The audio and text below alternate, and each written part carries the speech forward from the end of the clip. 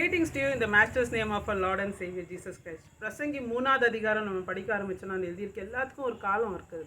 பகல் நேரம் இருக்குது, நைட் நேரம் இருக்குது, விதைக்கிறதுக்கு ஒரு காலம் இருக்குது, அறுக்கிறதுக்கு ஒரு காலம் இருக்குது, செலிப்ரேட் பண்ணுறதுக்கு ஒரு காலம் இருக்குது, அழுகிறதுக்குன்னு ஒரு காலம் இருக்குது. எல்லாத்துக்கும் ஆண்டவர் காலங்களை குறித்து வச்சுருக்கார். நம்மளுக்கும் ஒரு குறிப்பிட்ட நேரம் இந்த பூமியில் நம்மளுக்கு கொடுத்துருக்கார். இப்போ நம்ம சொல்லலாம், இல்லை நாங்கள் 100 இயர்ஸ் இருப்போம், 120 இயர்ஸ் இருப்போம். என்ன இயர்ஸ் நம்ம இருந்தாலும் அந்த முக்கியமான ப்ரைம் டைம்னு சொல்லுவாங்க. அந்த முக்கியமான கட்டம் என்ன தெரியுமா? அந்த ரொம்ப யங் ஏஜில் உங்ககிட்ட டைம் இருக்குது, உடம்புல நல்ல பலன் இருக்கும், ஆனால் காசு இருக்காது. 20 வயசு கீழே இருக்காதுங்க.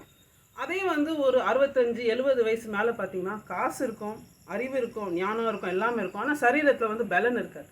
அந்த நடுவு கட்டம் இருக்குது பார்த்தீங்களா? வேலை செய்கிற இடம் அந்த கவர்மெண்ட் கொடுக்கும் கரெக்டாக இந்த டைமில் ரிட்டையர் ஆகிறோம்னு சொல்லிட்டு. ஏன் அப்படி கவர்மெண்ட் அந்த ரூல்ஸ் வச்சுருக்காங்க நீங்கள் நினைக்கிறீங்க?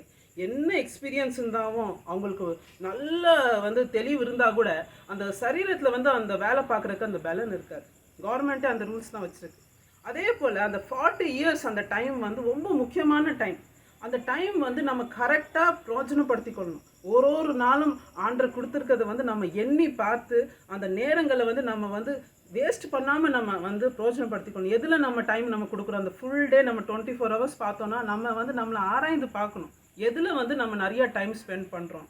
சங்கீதம் 90:12 என்ன எழுதியிருக்குன்னா, ஆண்டவரே என் இருதயம் ஞானமாக ஆகிறதுக்கு என் நாட்களை என்ன எனக்கு கற்றுத்தாங்க. Lord help me to number my days so that my heart become wise அப்படின்னு எழுதியிருக்குது சங்கீதத்தில். அதே போல் தான் நம்ம பாருங்கள், இப்போ யூதாஸ் காரியத்தை நம்ம எடுத்தோம்னா அவனுக்கு ஒரு குறிப்பிட்ட ஒரு 3.5 வருஷம் ஆண்டு இயேசு கிறிஸ்து கூட இருந்தால் கூட அவன் இருதயத்தை அவன் பிசாசுக்காக விட்டு விட்டனால அவன் கடைசியில் பாருங்கள் அவனுக்கு முடிவு ரொம்ப பரதாமான ஒரு முடிவு இருந்தது. நம்ம எதில் நம்ம டைம் ஸ்பெண்ட் பண்ணுறோமோ பிசாசானவன் அதை அவன் ஸ்டடி பண்ணுவான். அவனுக்கு நல்லா தெரியும் யூதாஸ் காரியத்தை எதில் அவன் நேரம் செலவழிக்கிறான். அதே காரியத்தில் அவனை அட்டாக் பண்ணும்.